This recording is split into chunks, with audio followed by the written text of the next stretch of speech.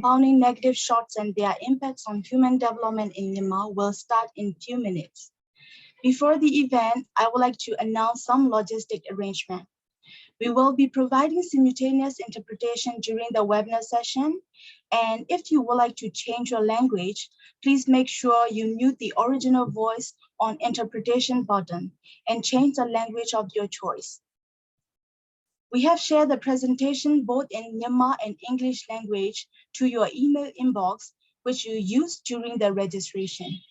Thank you for your presence, and we will start the webinar now.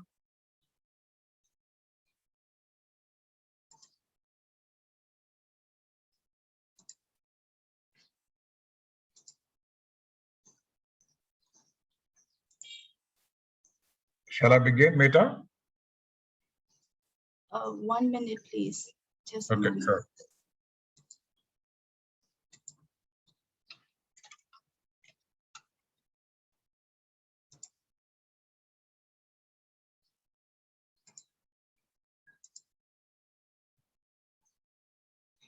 Good afternoon again, Minglava. On behalf of UNDP Myanmar, I would like to welcome all of you from the webinar on the impacts of COVID-19 on poverty and compounding impacts of Coup on human development in Myanmar. I am Meta Bob. I am project manager at UNDP, and I will be MC at this event. Allow me to read out the agenda for today's webinar sessions. First, agenda number one. Agenda number one will be opening remarks by Mr. Biplov Chaudhry on behalf of resident representative of UNDP Myanmar. And after that, agenda number two will be presenting about the findings from the impacts of COVID-19 on poverty and the compounding impacts of the coup on human development in Myanmar. The presentation will be presented by Ms. Rachel Smith-Govoni, Dr. Zarko Nikolaski from UNDP. And after that, we will be followed by question and answer sessions. As per the agenda number one, may I call upon Mr. Biplov Chaudhry on behalf of resident representative of UNDP Myanmar for the opening remarks. Thank you, Betar Chezutin Baren. Good afternoon, everyone. I hope you all can hear me well. On behalf of UNDP, let me join my colleague Betar in once again warmly welcoming everyone to this important webinar, Minglaba, and I hope all of you and your families are keeping safe and well in these challenging times. Just pausing to check if it's okay for the interpreter and Betar. Is my voice coming through clearly? Yes, we can hear loud and clear. Okay, great, thanks. So I'm very pleased to see a very impressive turnout for this webinar. And again, on behalf of UNDP, I would like to sincerely thank you all for sparing your time and joining us this afternoon. Chezutin Baren. Let me sort of introduce myself again. My name is Biplov Chaudhry. I am heading up the Sustainable and Inclusive Growth Unit within UNDP Myanmar. And today I'm stepping in for Titon Mitra, who's our resident representative, who was supposed to be joining us for this webinar, but he has a competing priority and had to kindly excuse himself, but he's sending all of you his greetings. Before we actually begin the presentation, maybe I'll just start with a few prefatory remarks. I think all of you are very much familiar that beginning in 2011, Myanmar undertook a historic journey of what is often been described as a journey of triple transitions. The triple transition being one from moving from conflict towards peace. The second transition was moving from autocratic rule to democratic governance. And the third transition was moving from a very controlled economy to a more sort of nascent market-oriented economy. This was a very historic transition, and it was evincing enormous interest globally and support as well for making these transitions. The economic reforms and trade deregulations which happened on account of this transition This resulted in rapid growth, rapid economic growth in the country. And that rapid economic growth was actually one of the fastest within the ASEAN region, as well as across the world. And this rapid economic growth translated into significant reduction in poverty rates in Myanmar. So just to give you a quick data point, in 2017, data point တွေအရပေါ့နော်2019မှာဆိုလို့ရှိရင် 24.8%, which using the national poverty line as the benchmark, and this was down from 48.2% in 2005. So practically it was able to reduce the poverty rate by half within a space of about 12 odd years. After this, I think all of us are familiar that we were hit, the world was hit by the COVID-19 pandemic, and this was also having a very significant impact on Myanmar. There has been a lot of research in terms of how COVID-19 affected Myanmar, and what it tells is basically that the pandemic itself, as well as the measures aimed at curtailing the spread of the virus, the lockdowns and the containment measures, they had significant impact across the sectors. In particular, manufacturing, which was the engine of the country's economic growth, was hit. Also, the informal workers and small business owners were hit because of COVID-19.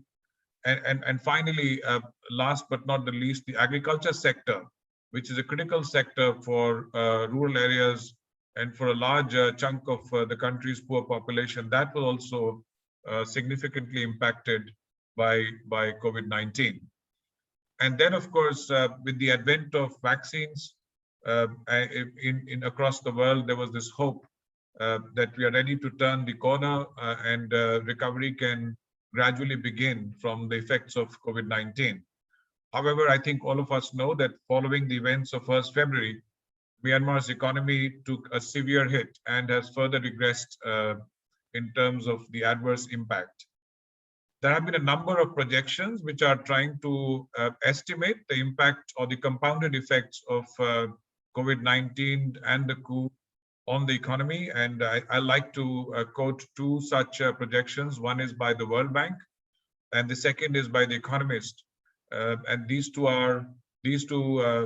projections estimate that there will be an impact on Myanmar's economy. It will lead to a contraction, a shrinking of the economy by anywhere between 10 to 20%, which is huge, which is a very, very significant impact, and on account of both COVID-19 and the coup. This, of course, is not surprising. I think all of us are aware that as a result of the coup, several international firms are cutting investments, and they are cutting ties with conglomerates owned by the military. We're also aware that the country has, over a period of last, months after the coup, it has become an extremely challenging place to do business. There have been internet shutdowns, staff shortages, and brutal crackdowns by the security forces, which have really pushed workers to migrate and many workplaces to close. I think all of us are familiar, so I will not get into a lot of details.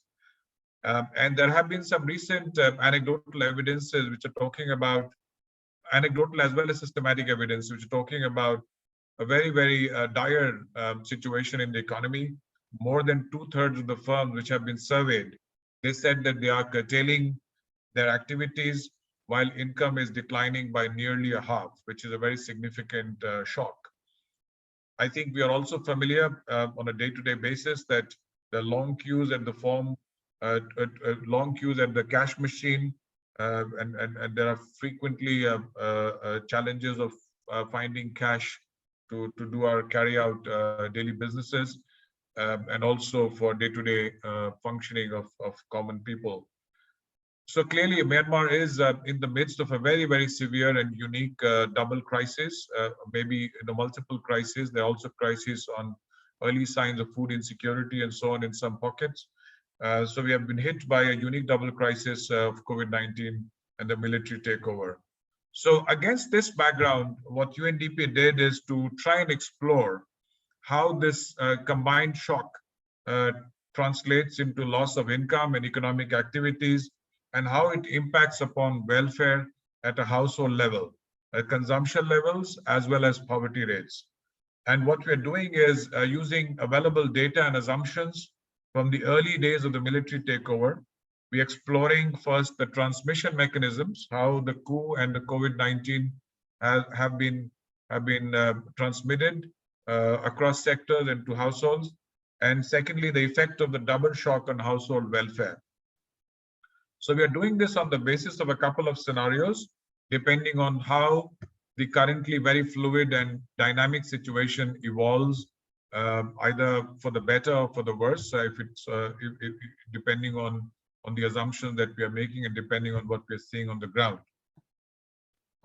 I would also like to now sort of switch gears and talk about basically how UNDP is trying to respond to the current context. We are rolling out shortly the Myanmar Development Observatory as a new initiative of UNDP.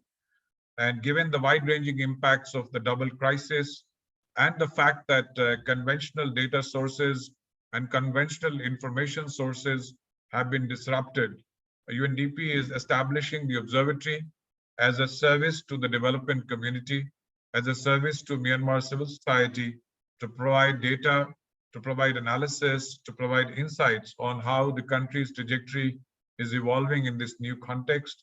And this initiative has been done initiated after extensive consultations with different stakeholders.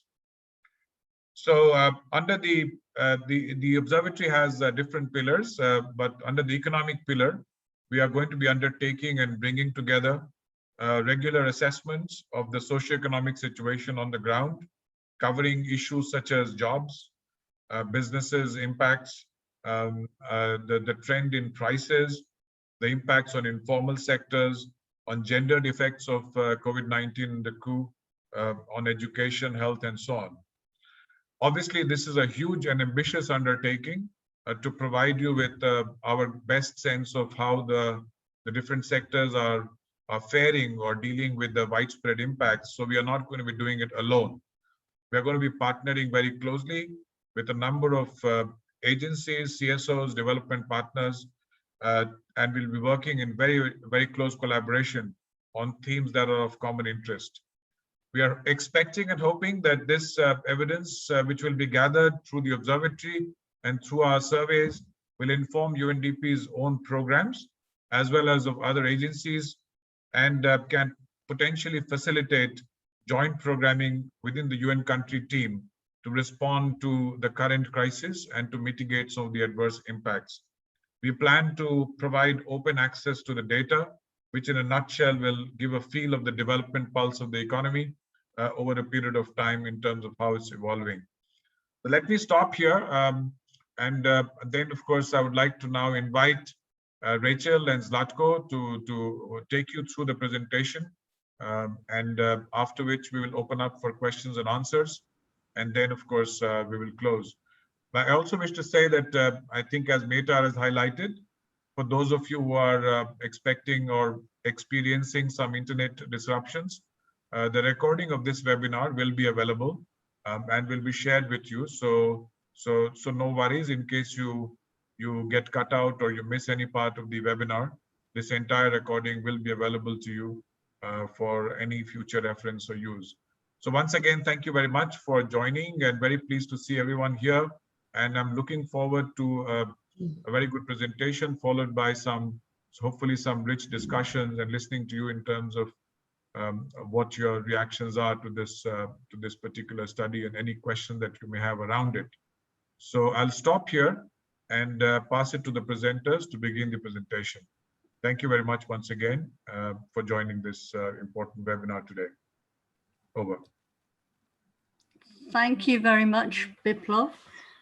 Okay, could you show the PowerPoint, please?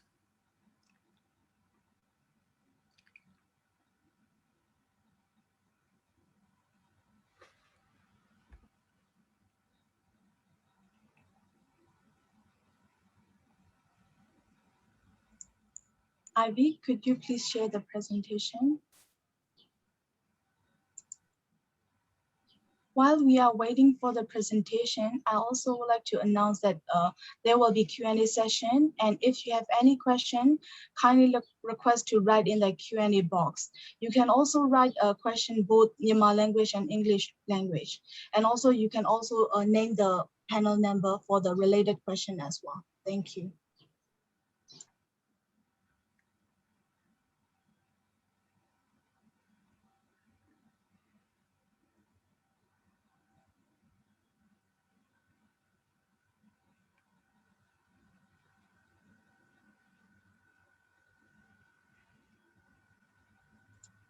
We cannot see the screen yet.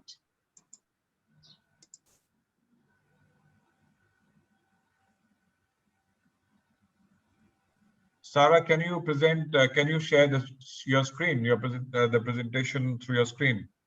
Is that okay? I think Ivy may be facing some challenges. Sure. Sure, 1 second.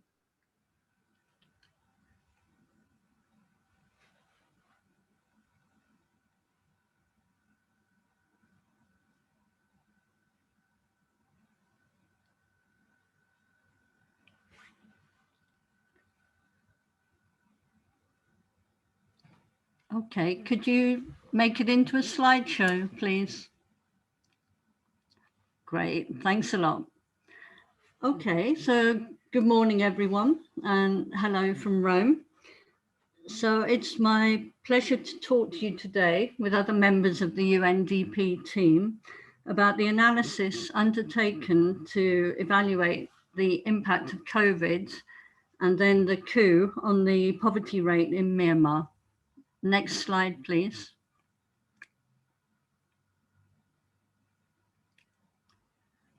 So I'll be briefly talking through the background and the data sources, and then Zlatko will take over to talk you through the analysis, the conclusions, and the next steps.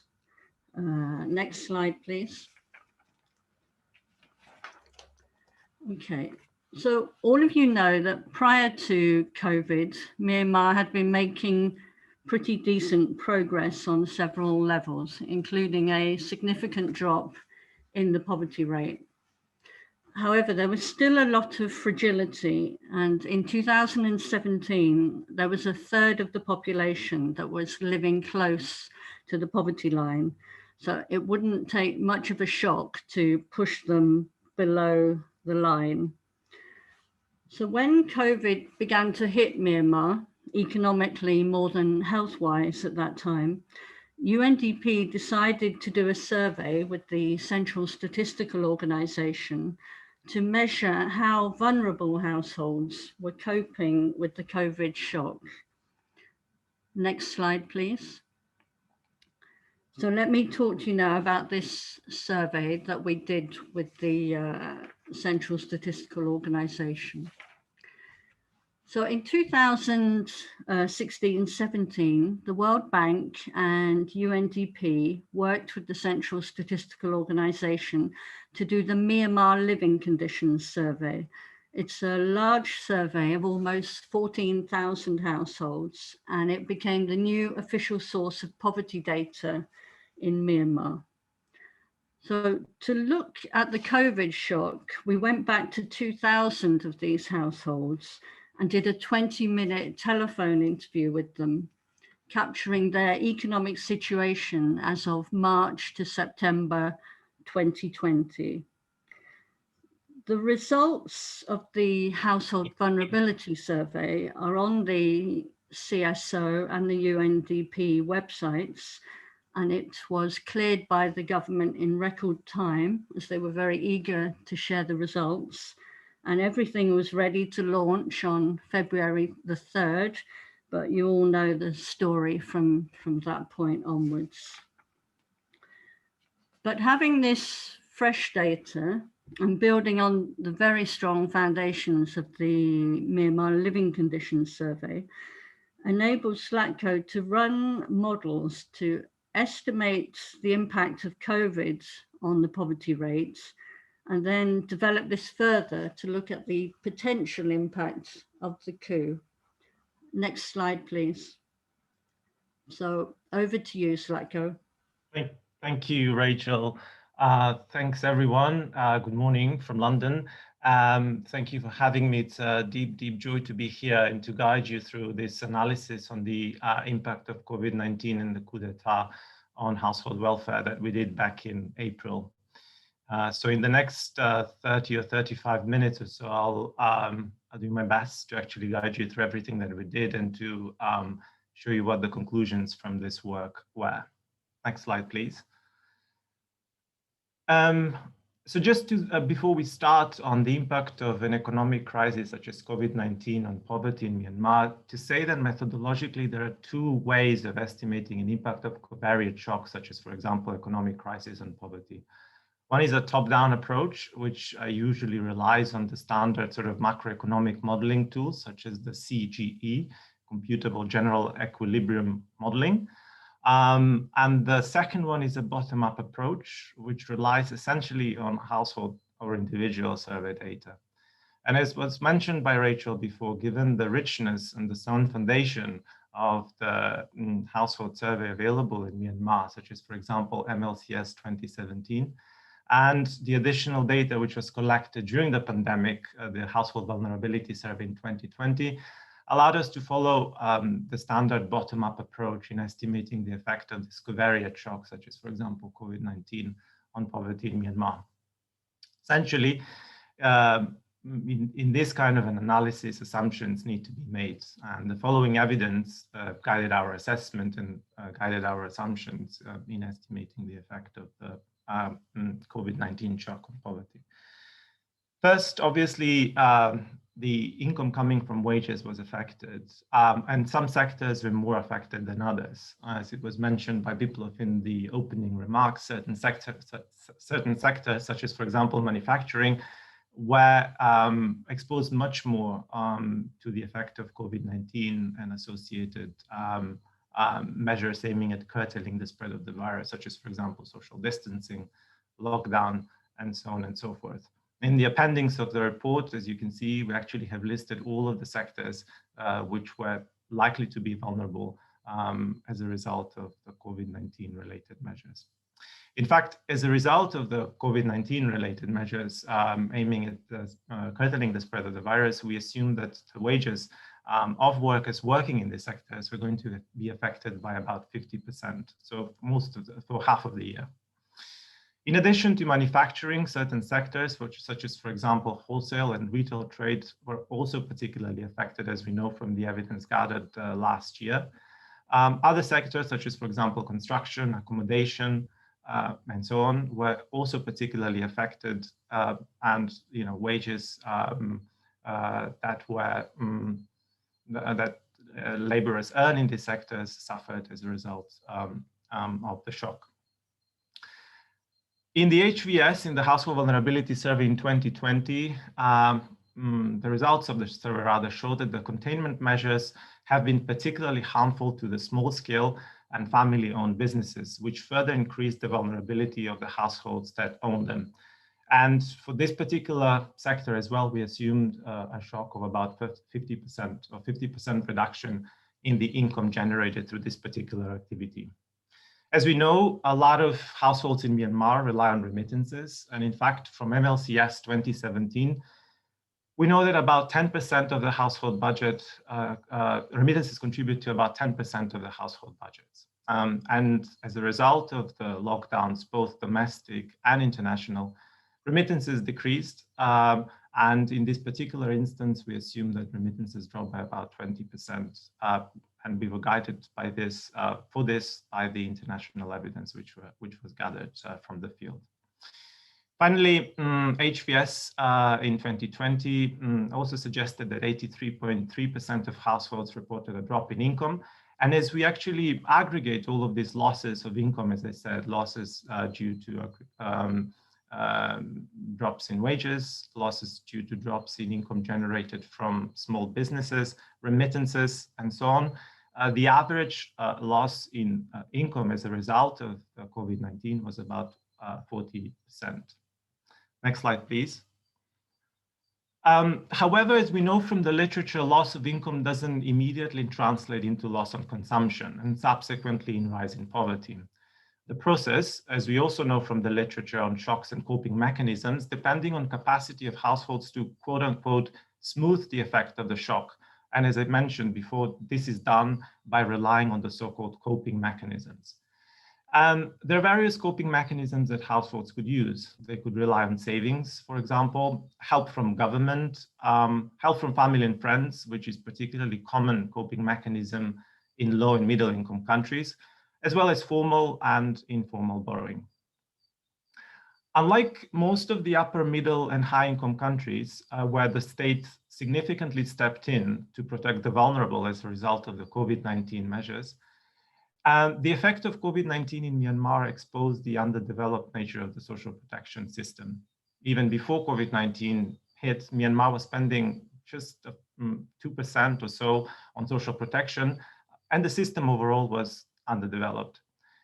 As a result, the assistance offered to vulnerable households was minimal. It consisted mostly of a one-off help of 40,000 kyat to poor and vulnerable households without a regular source of income, some help with food assistance, as well as reduction in electricity tariffs. There are some reports, though, questioning the coverage as well as the targeting of some of these measures that were introduced in the wake of COVID-19. As a result of this minimal role of the state, the households mostly relied on formal, but also to a large extent to informal borrowing. And this is further evidenced by HVS 2020, the Household Vulnerability Survey done last year, where in fact informal borrowing was the predominant coping mechanism that was used by households. So essentially, with everything that I've said so far, we have most of the pieces of the puzzle. And the last piece that we need is the parameters of smoothing of consumption. ကျွန်တော်တို့ဘာလို့ထည့်သွင်းစဉ်းစားခဲ့ရတယ်လဲဆိုလို့ရှိရင်ဒါ smoothing parameter လို့ခေါ်တာပေါ့နော်ဘယ်လောက်ထိခုနပြောသလိုဘေးအန္တရာယ်တွေကိုတောင့်ခံနိုင်တဲ့အစွမ်းရည်ရှိတယ်လဲဆိုတာနဲ့ပတ်သက်လို့ကျွန်တော်တို့ကဒီ smoothing parameter တွေကို 0.2 ကနေပြီးတော့မှဒီ 0.35 ကြားရှိမယ်လို့ဒါကျွန်တော်တို့ခံမှန်းပါတယ်။ဘာကြောင့်လဲဆိုလို့ရှိရင် which is also featured in the appendix of the report. We find that the smoothing parameters range from 0.2 to 0.35. In other words, this means that each kyat reduction in income leads to 0.2 to 0.35 kyat reduction in consumption. Next slide, please. So as I said, with this literature review and with the isolation of parameters that we managed to find, we essentially have all the pieces of the puzzle together. And when we put them together, this is the image that we get, or this is actually the main finding that results of all of the data work. So on the left-hand side, the red bar represents our baseline, and that's the MLCS poverty line, poverty rate, considering the national poverty line, and that's 24.8%. This is what was reported in MLCS 2017. And the subsequent two bars is the rise of poverty as a result of COVID-19 shock. So the first bar, so the one in the first blue bar, the one in the middle, represents the lower bound, and that's if you remember, I mentioned the 0.2 to 0.35 parameters. So that represents to the 0.2 smoothing parameter, which means that 1 unit drop in income results with 0.2 unit drop in consumption. And the bar on the right, so the second blue bar represents the upper bound. Essentially, what the bar suggests is that the rise of poverty rate as a result of the COVID-19 shock could go to anywhere from 30.8% to 36.1%. Or in other words, if we look at percentage point increase as a result of this covariate shock represented by COVID-19, poverty rate in the country could increase anywhere from 6 to 11 percentage points. What's important to note is that in order to anchor this finding, we conducted another literature review looking at available evidence from UNDP and other partners, development partners, on studies that have particularly looked at the impact of COVID-19 on poverty rate, not necessarily only on Myanmar or region, or the particular Southeast Asia region, but also globally. And what we do find, and actually UNDP has developed a very nice repository of all of these studies available on the UNDP website. What we do find across all of the regions, so Sub-Saharan Africa, Latin America and the Caribbean, Middle East and North Africa, Eastern Central Europe and Central Asia, as well as South Asia, and across all levels of economic development, we do find that the increase of poverty as a result of COVID-19 actually is within these kind of parameters of anywhere from 10 to 15 percentage points. Next slide, please. So this is not in the report. In the report, actually, we looked in particularly at the impact of poverty rate of vulnerable population, and I will talk about that a bit later. But there was an interest among development partners to look into the disaggregated state region effect of COVID-19 on poverty rate. So we generated, given the representativeness of the MLCS data on state region, we generated this chart which represents the disaggregated effect of COVID-19 on poverty on a state and region level. So just to explain, the red bars, the ones on the left, represent the baseline poverty rate on states and regions derived from the MLCS 2017. And for simplicity, we only take into account the COVID-19 upper bound poverty rates, and those are the blue bars on the right.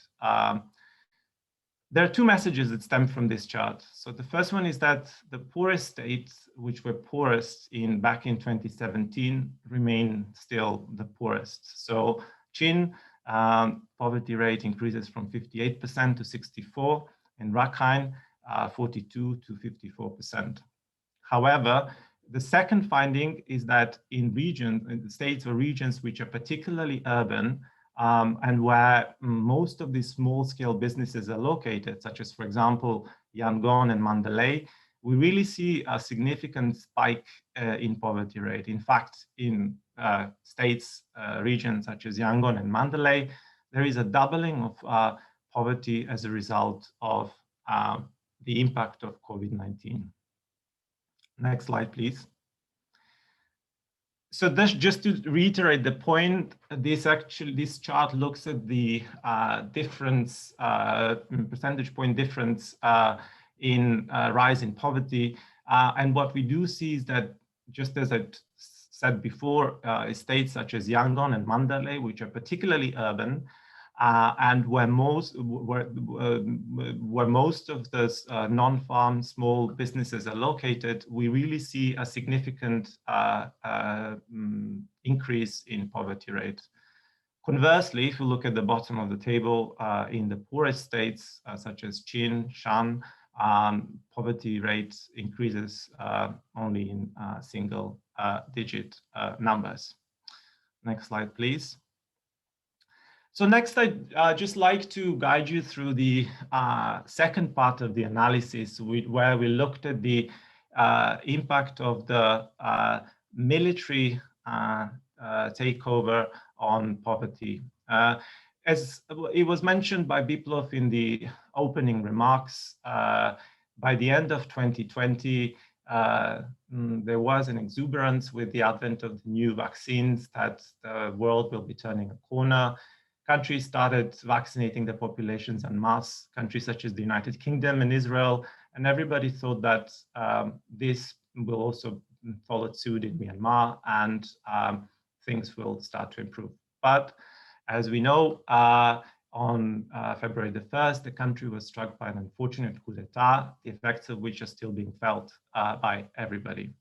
So given this background, in April, we did a further analysis on the compounded effects of the coup d'etat on top of the effect of COVID-19 on poverty.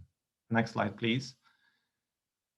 So to estimate the effect of the compounded shock, we built on the findings on the impact of COVID-19 and we added additional assumptions for loss in income. So essentially what this means is that we followed a simple additive approach in estimating the effect of the compounded shock on poverty. Given the fact that most of this analysis was done in April and it was very early days, we still sort of gave ourselves some room to maneuver. And therefore, we estimated two scenarios, optimistic and pessimistic. And this was essentially driven by how much the two biggest contributors to the household budget, wages and small business incomes, were hit or were supposed to be hit by the effect of the military takeover. So in the optimistic scenario, we assumed that the wages and small business incomes will be affected by 25%, whereas in the pessimistic scenario, we assumed an additional 50% drop as a result of the military takeover. In this analysis, obviously, we were guided by some evidence. Unlike COVID-19, most of the evidence used in this analysis were anecdotal in nature. We relied on newspaper articles, The Economist, and everything that we can find from, as I said, anecdotal evidence on the field at the time that we were doing our analysis. In addition to wages and small business incomes, in this scenario, we also assume that the other incomes contributing to the household budgets will be affected as well. These additional incomes include agricultural generating activities, remittances, social transfers. And obviously, there were disruptions on the ground, still and ongoing disruptions, particularly on people withdrawing money, now being able to get social transfers, pensions. So all of this obviously had to be taken into account and fed into the analysis that we did. Given the early days, and again, guided by the anecdotal evidence from the field, we assumed a drop of 10% for these additional incomes contributing to the household budgets. Next slide, please. I mentioned before when we were looking at the impact of COVID-19 shock, that this shock was transitory in nature, so it was rather temporary. But in this case, the mechanisms at play are slightly different. And here we're using the so-called permanent income hypothesis, where coping with this sort of tremendous shock associated with the military takeover could be much more difficult and could result with a permanent and downward shift in consumption patterns. This means that unlike the scenarios that I mentioned before with the smoothing parameters, in this particular case, this means that one chat loss in income would lead to a one chat loss in consumption, thus having a much more profound impact on the consumption and therefore on the poverty rates. So obviously the mechanism that is at play here is much more different, much more onerous when it comes to the impact of this particular shock on consumption levels. Next slide, please. So when we put this together, similarly to the previous case and building on the previous case, building on the COVID-19, this is essentially the findings that they emerge. So we start from our baseline, and our baseline is the upper bound poverty rate associated with the impact of COVID-19, which, as we saw in a few slides ago, was 36.1%. And then the two subsequent bars, the two blue bars, represent both the optimistic and the pessimistic scenario. In both of them, we are applying the permanent income shock hypothesis, meaning that 1 unit drop in income results with 1 unit drop in consumption. Translated in numbers, this means that in the optimistic scenario, the poverty rate could increase up to 44.2% by the end of this year and 48.2% in the pessimistic scenario.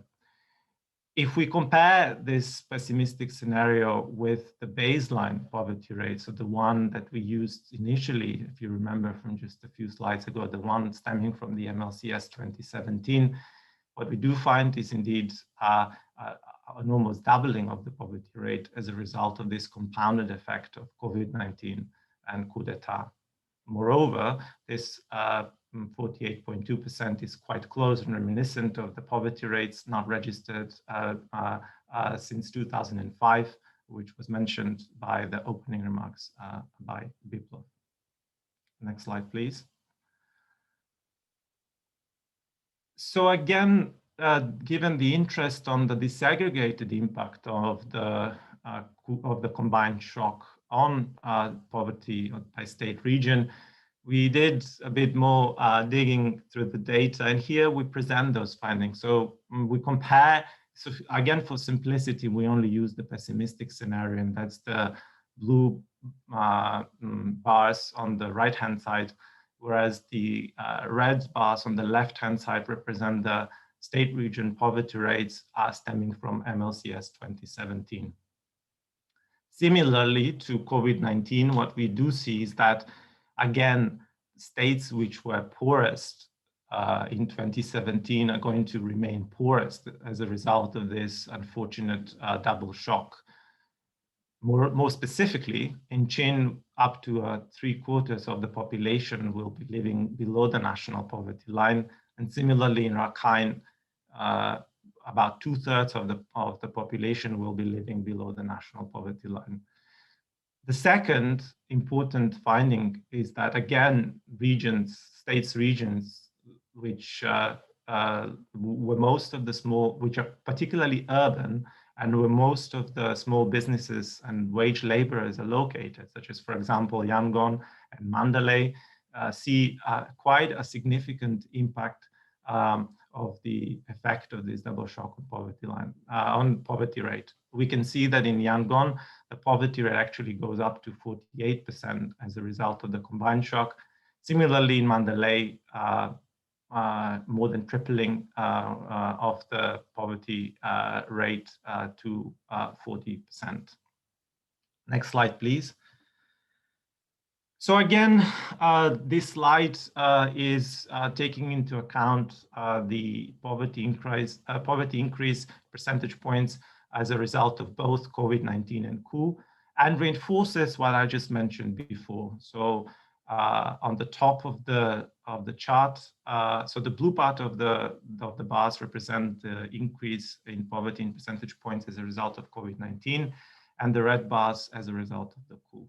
So on the top of the chart, we see Yangon and Mandalay, again reconfirming the findings that I mentioned before, that regions which are particularly urban and where most of the wage laborers and small businesses are located, are particularly impacted by the effect of the shock. In fact, in Yangon, the effect of the Coup is even larger in terms of increase in poverty compared to the effect of COVID-19.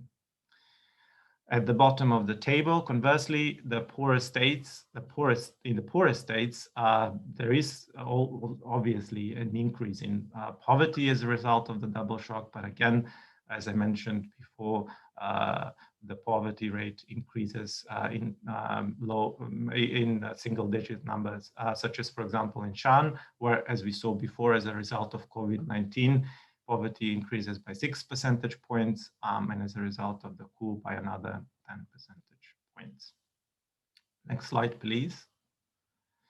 So as this is actually in the report, unlike the previous slide.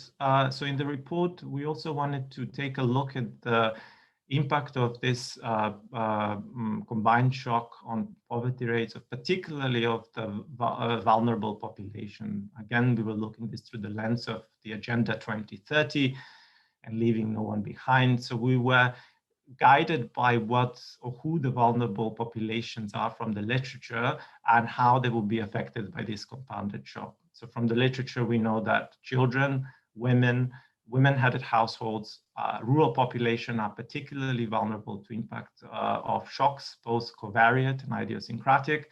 Given the fact that we are dealing with two covariate shocks here, so shocks affecting pretty much the entire country, we wanted to take a close look at how this compounded shock is going to further increase the vulnerability of poverty to this population groups.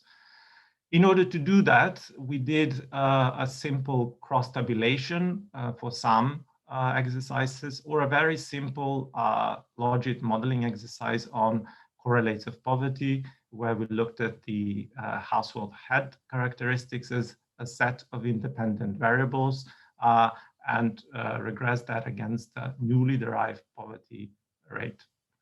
So we start with the impact on of the combined shock of the urban-rural population. And again, I've mentioned this from the slides already on the state-region disaggregated effect. We do see that urban poverty is going to increase by a much larger margin compared to rural poverty.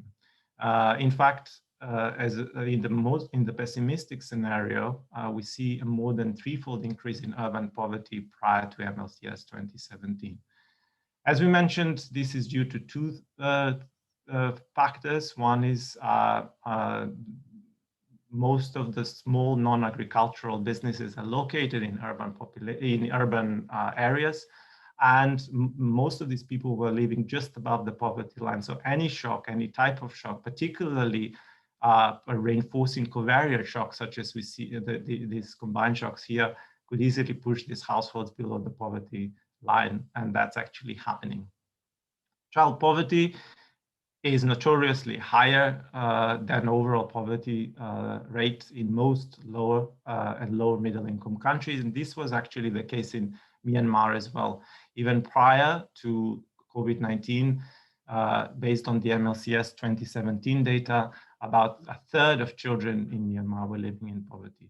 But now, as a result of this combined effect, combined shock, in the most sort of pessimistic scenario, over half, about 52% of children will be living in poverty.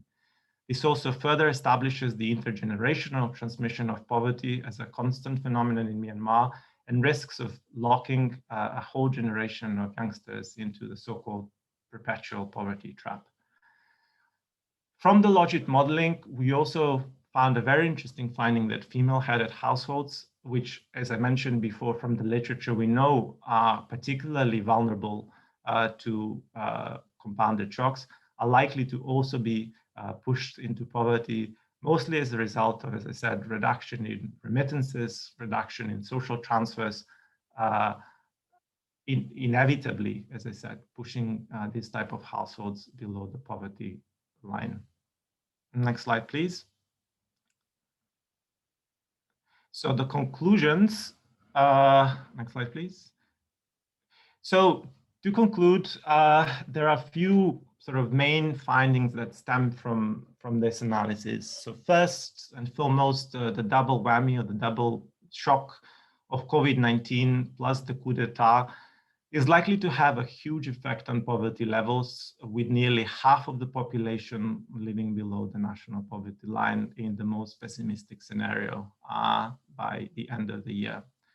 In the pessimistic scenario, poverty levels also will go back to the levels not registered since 2005, which effectively would mean that this will erase all of the gains in terms of job creation and in terms of lifting people out of poverty, which were made since then.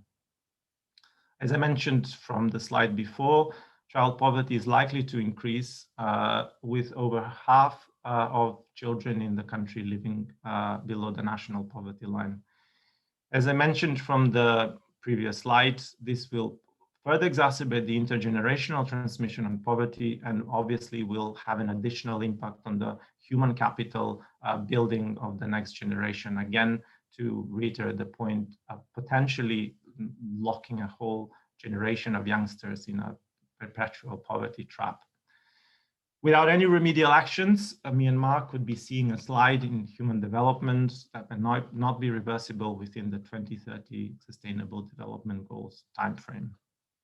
Next slide, please. So,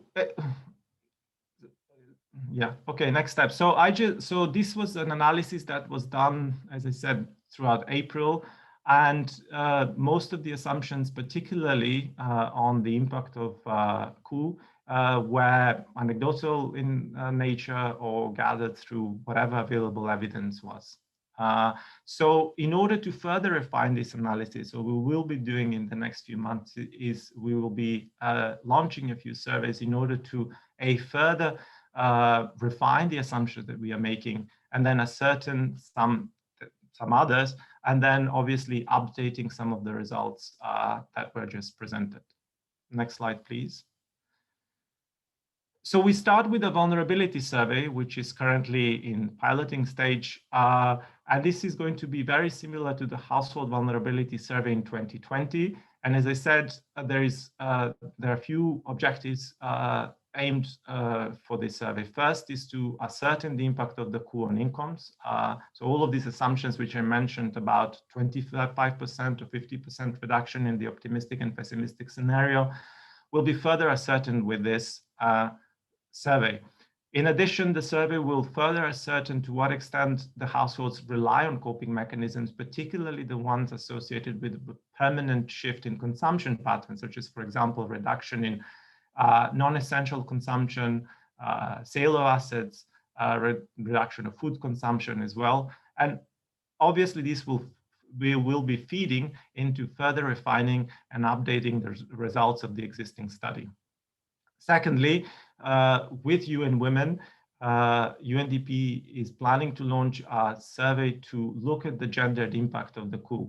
I mentioned that so far we have results of female-headed households, but we would like to see what is the broader impact of the Coup on females, both on their economic empowerment or disempowerment rather, and also to see more specifically, as women are losing jobs as a result of this combined crisis, to what extent that has an impact on female agency, and obviously, again, feeding into moving the country away from attaining the respective sustainable development goals.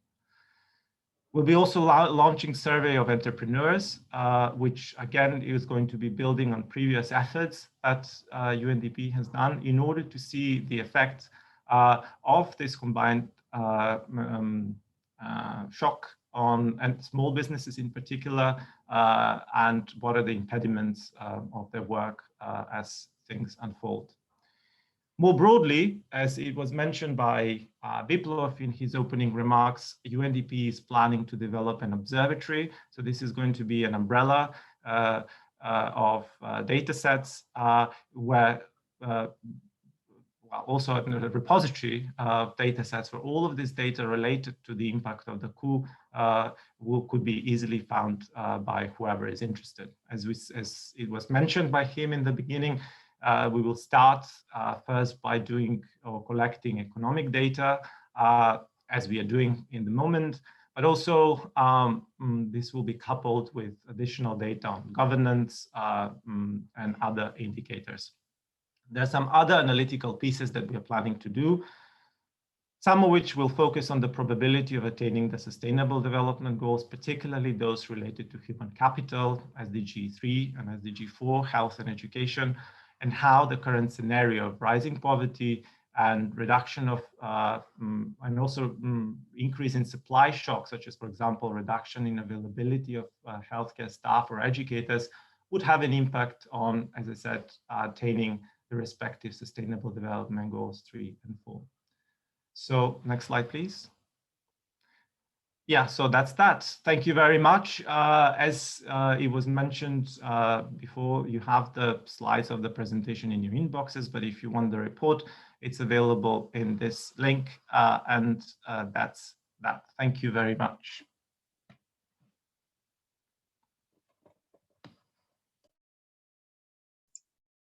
Thank you very much, Dr. Zarko, and also Ms. Rachel.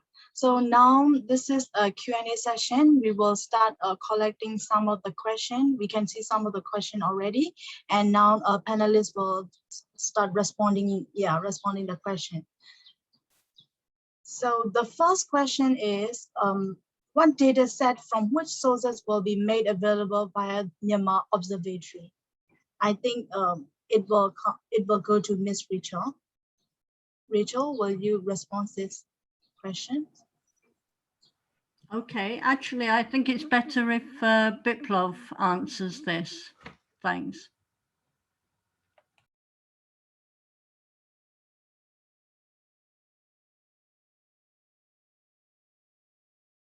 Thanks, Rachel, and thanks, Metar, for the question. In terms of the data sources for the observatory, what we are, as Zlatko mentioned, we are carrying out a number of surveys to understand the impact, the multifaceted impact of the coup on Myanmar. These include the vulnerability survey, another survey on the gendered impact of the coup, another survey on trying to track down impact on entrepreneurs, also trying to figure out the impact across sectors and across a range of macroeconomic variables. So the data that we collect from this will be sort of the core of the observatory, but also we'll be partnering, as I mentioned, with a number of important CSOs, development partners, other agencies, other sister UN agencies, and we'll try and bring everything together to present this in a consolidated way in the dashboard and sort of cross-linking to other data sources. So this will be, this is the sort of a quick sort of headline in terms of what you can expect in the observatory. I hope that answers the question. Over to you, Metar. Thank you, Biplov. Yeah, second question is, what was the anecdotal evidence used to develop the 25% and 50% scenarios? I think the question will go to Zlatko. Yeah, thanks. So as I mentioned, most of this evidence came from whatever newspaper articles we managed to gather at the time of doing the analysis. So the local press, The Economist also had quite a few articles published in March and early April on the impact of coup on wages and small businesses. So as I said, most of the evidence came from this kind of anecdotes that we managed to gather from the available press. And as I mentioned in the last slide of the presentation, in order to further refine this, obviously things are unfolding as we speak. We have launched this household vulnerability survey, and this will allow us to really see to what extent incomes have been affected since February 1st. So rather than going for two scenarios, pessimistic and optimistic, we can in fact just go for one scenario and anchor our assumptions for loss in income based on the available evidence from the vulnerability survey. So as I said, we are doing this work now, and we'll be further refining the analysis as we move forward. There will be more than one waves of data collected through the vulnerability survey. So we'll be updating this also from the point of view of losses in incomes, but also from the point of view, as I said, of coping mechanisms, particularly with the view of looking at how households really perceive this shock, whether this shock results with a permanent, semi-permanent reduction in consumption patterns, as I said, either by reduction in non-essential consumption.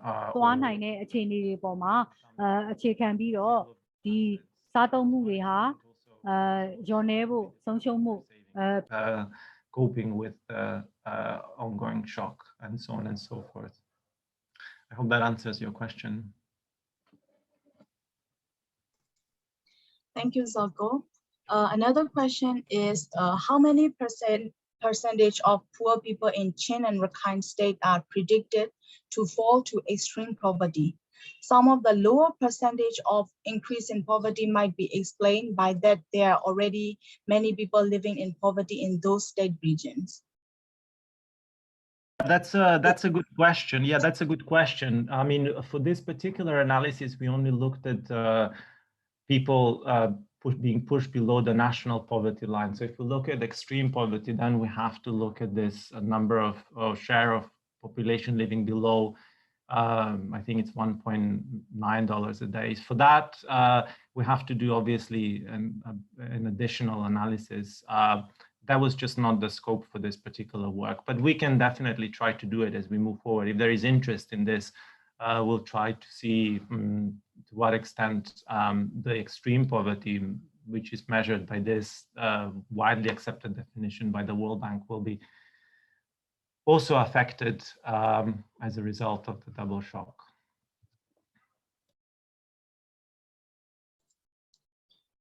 Yes, another question is, thank you, Zalko, for the insightful presentation. Will it be accurate to say that pessimistic estimate could now be the lower bounds given the eruptions of conflict in different parts of Myanmar, such as Chin, Kachin, Kaya, Kayin, Zakai? Are there any indications or estimates of how this would impact poverty rates? It's very early to say. I mean, this is why I mentioned, and I'm sorry to go back to the survey we are currently doing. It's very early to say whether the pessimistic scenario will be the lower bound or upper bound. I mean, we'll just wait to see when the data is collected. We're planning to, as I said, collect the data by, I think it's July. And by then, obviously, we'll have a better insight into what is the impact of the ongoing shock on incomes. And then we'll see whether we are converging towards the optimistic or pessimistic, or whether things are getting even worse. So as I said, it's very early days now, and it's we'll be refining this, and we'll be obviously updating the analysis and sharing the findings with everybody on this call, obviously, as we gather more evidence. So yeah, thank you so much, Zalko. Another question is like, has assumption on 10% drop in income made across all group equally? Also, have specific consideration on raise of prices in market have been taken into consideration, having in mind it will affect actual poverty levels? Yeah, so the simple answer to the first question is yes. And for simplicity, we've assumed that this 10% reduction of additional income across all categories of people, you know, whether it's the lowest quintile or the upper quintile, simply because, yeah, as I said, simply because of keeping things simple. But we can try to think how, you know, as we update the results, whether we can apply different parameters to different socioeconomic groups. For the impact of the prices, given the fact that we are doing a bottom-up approach, we haven't really taken into account the impact of prices. I think this will be more consistent with the so-called top-down approach, where analysts used this CGE, computable generalized equilibrium modeling, which I mentioned before in the very beginning of the presentation. So, so the answer to that one is we haven't taken that into account simply because it's not, it's just incompatible with the analytical approach we are using here.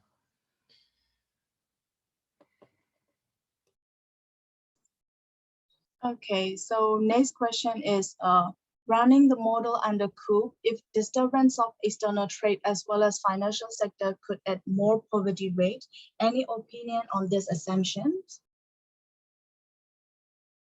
I mean, on the external trade, again, this is something that falls within the remit of CGE modeling. So, and this will be sort of taking a look at the macro side of the equation. I mean, obviously there will be the trade, the reduction in trade will have an impact on, you know, things such as, for example, wages and small business activities. And this kind of shock will be assumed in some of the assumptions we are making on a reduction in these respective types of incomes. But if you want to specifically look at the impact of trade shocks, then obviously, as I said, I mean, this will be more kind of in line with this macro dynamic modeling, like CGE modeling. But I mean, but for this particular exercise, the effect of this shocks associated with you know, the coup d'etat, reduction in trade or price disturbances are assumed to be sort of assumed or implied in the reduction of labor wages and small business incomes that we pursue here in this analytical exercise.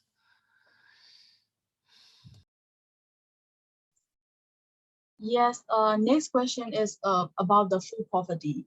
So do you have any estimation on food poverty? WFP estimate food insecurity rate at 11.3% by end of September this year.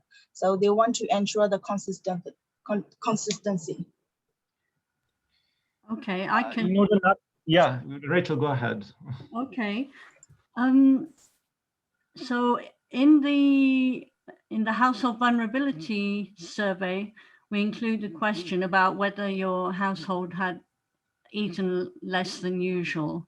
It's the same question that the World Bank used in their panel series that they were doing last year during COVID.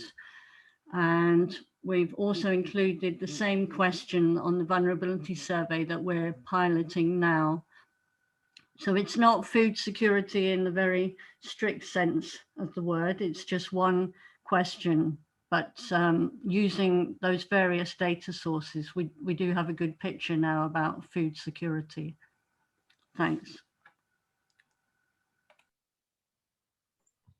Thank you, Rachel.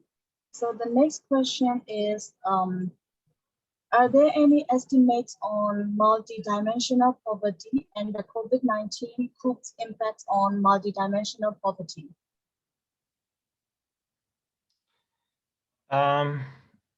We are still discussing this. There are some plans of doing a multidimensional poverty index, which will feed into some of the exercises that will be housed by the observatory. But as I said, this is still early days. We're still thinking about doing this exercise. I'm not sure how feasible that will be with the current scenario. Rachel, do you want to say more about this? No, not really. As you say, it's something we're still thinking about. Yes, UNDP, we've had various discussions about how to create an index at the moment, but at this point, it's still discussions. Thanks. Thank you, Rachel and Taco. Now, the next question is, does the model account for any reduction in poverty between 2017 and 2020 before COVID-19 hit? We had received this question before when we were presenting the same thing in a seminar by USAID about 2 weeks ago. This could not be done simply because 2017 is the latest data which is available. So this is why we use it as a baseline.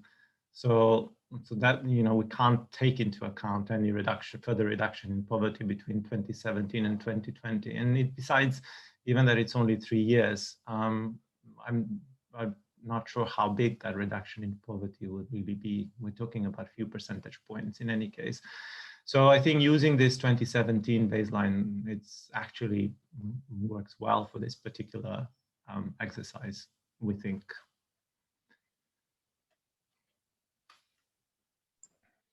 Okay, thank you. So the next question is, in your perspective, what could be major element to drive us towards more pessimistic or more optimistic scenarios, having in mind current situation?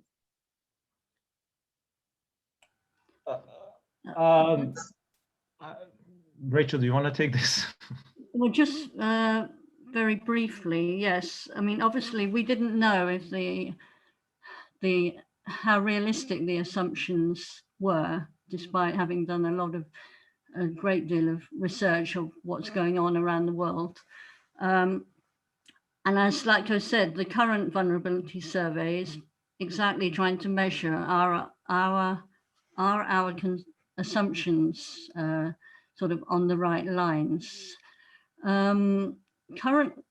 currently, IFPRI have been doing surveys, and at the seminar that Slatko mentioned a couple of weeks ago, they gave some preliminary findings about what's been happening in Myanmar during May in terms of job loss and those type of issues.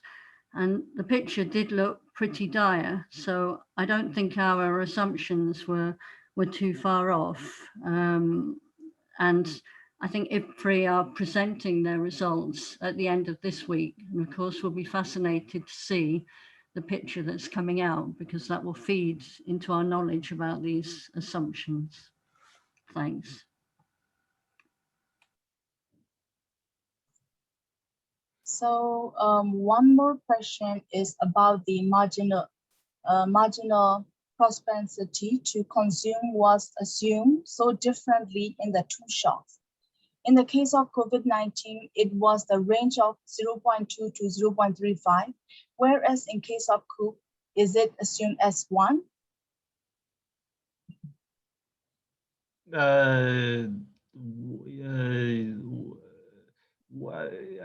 wouldn't call this marginal propensity to consume. I would just call that, I would call those the smoothing parameters. So one child loss in income as a result of the COVID-19 will result with 0.2 to 0.35 unit losses in consumption, and subsequently the unit loss, so that was in COVID-19, and subsequently in the impact of coup d'etat, a unit loss in income is associated with a unit loss in consumption. So I don't think I would call this marginal propensity to consume, actually. I would just call them smoothing parameters, in fact.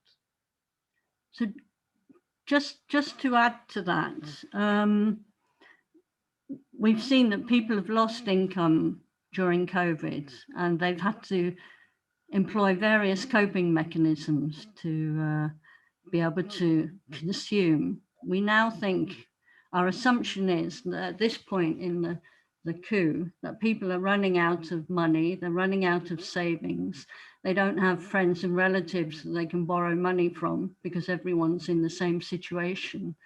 So we're now at this point that Slatko calls the permanent shock, that when they're losing one chat in income, they can't find money from anywhere else, so they are having to reduce their consumption. And the survey we've got in the field at the moment, we include questions about how many more months of savings do you think you've got left, because we think people's options for these coping strategies are running out. So again, that's something we want to look at and understand in more detail. Thanks. Thank you, Rachel. Yeah, another question is about the respondent. In Kachin State, did the incomes of IDP household include in the respondent, or any specific survey conducted to them for this survey? Okay, for the MLCS, so the baseline for this work, we did interview in IDP camps throughout Myanmar, and so they are included in the baseline.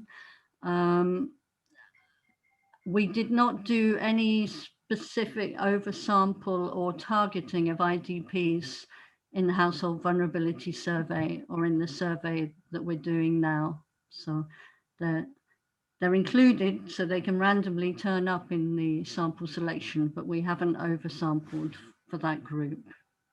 Thanks. Yeah, so what Rachel is saying is that the results won't be representative for this group of people. So even if we do run some sort of specific analysis for IDPs, simply the results cannot be, the inferences made on the results could not be credible, in a sense, could not really apply to the entire population of IDPs, simply because they're not representative.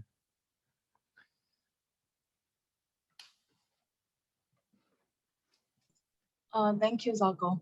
Yes, another question is, regardless on the comparisons of COVID-19 and Coup, Coup impact the rising of poverty rate on page 17. Kenyan state poverty rate is similar to Mandalay region, where economic and political situations are different from the context of Kenyan state. So what makes it similar rate? Well, the similar rate is obviously driven by the assumptions that we made on the impact of the biggest contributors to the household budgets, which are wages and small business incomes. As we move forward with this analysis, and as you point out that political situation is different, we'll try to also take into account to what extent the political situation will have an impact on poverty rate. We're still thinking through this and gathering some data, and then we'll try to maybe reflect this in the next iteration round of these results. But for the time being, we're only looking at the income shock side of the equation without taking into account the political side of things. Yeah, we have a few more questions. So Winyat is saying, it was run by a kind of logistic regression model. The logistic model was used in order to determine what are the correlates of poverty with the newly derived poverty rate as a result of the impact of the shock. So, based on the rises in poverty as a result of the parameters that we applied on the income shock, we obviously, define the standard 0-1 variable, whether 0 is not living in poverty and 1 living in poverty, and then regress that on a set of correlates capturing household characteristics, age, gender of the household head, urban rural status, education outcome of the household head, and then based on that, we derived this result on that female-headed households are much likely to be living below poverty as a result of the combined shock. So the logistical model was only used for the second part of the analysis on vulnerability to poverty. For the first part, obviously, as I said, this was the analysis was done with assumptions made on losses of income and then applying these smoothing parameters based on those assumptions. Thank you, Zago. So I will translate one Burmese question. So briefly, it is saying that Myanmar is in a decline. So to improve that, or what kind of preparatory measure we can do?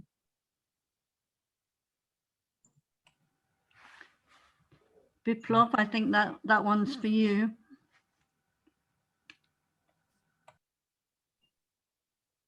Thanks, Rachel, and thanks, Metar. I think, as we've said at the outset, Myanmar was on a historic journey of triple transition, and that transition has been reversed. So, obviously, what we're looking at is a clear, a change in the current situation. So that's what I can say in brief in terms of how things can go back. Back to you, Metar. Thank you, Biplov. So now is the final question, the last question. So this is like, are potentially rising prices for basic goods and service, for example, like food, health, transport, etc., factor into the poverty model?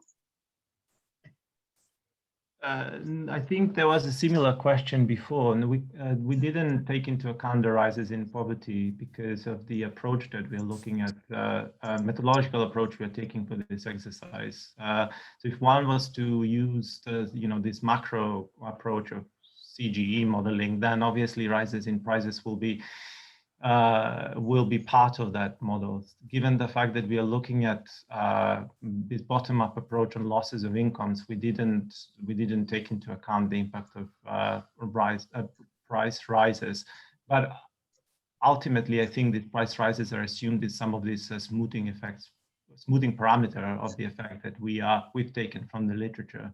So hopefully that's taken care of by these parameters isolated from the literature review.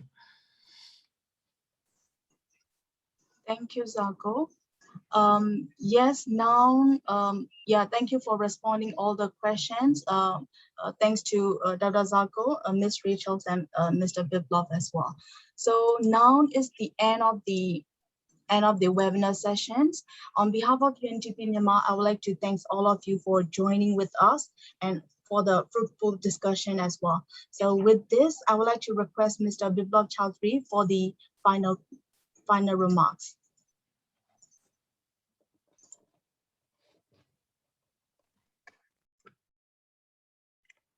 Thank you, Metar. I hope you can hear me. Everyone can hear me. Yes, we can hear you. Great. Well, first of all, a big thank you to the presenters and to Metar for facilitating the discussions and for very rich presentations and taking on a very diverse, rich and substantive set of questions. So really appreciate the effort. And of course, once again, huge thanks to all of you who have taken time off to join this webinar today. It's a very impressive turnout. I think the numbers went up to about above 130 at some point. And now we're still at well above 100. So clearly, this is a very, very impressive turnout, and it's a demonstration of the fact that the current situation in Myanmar is evincing a lot of interest in terms of how it's actually going to impact not simply poverty, but basically human development. So we really, really appreciate your participation, your engagement, and the questions that you have posed to the presenters. And hopefully the discussions which have happened have been useful, the paper which has been useful to all of you in trying to understand in a more granular way the impact of the compounded effects of COVID-19 and the coup. I think we are all will be in agreement that the findings and the projections in this paper are pretty grim, and they are actually based on a set of assumptions and in terms of how the assumptions play out on a set of literature review which we have carried out in different countries in the world. So these are obviously very, very grim, and the situation continues to sort of evolve very rapidly.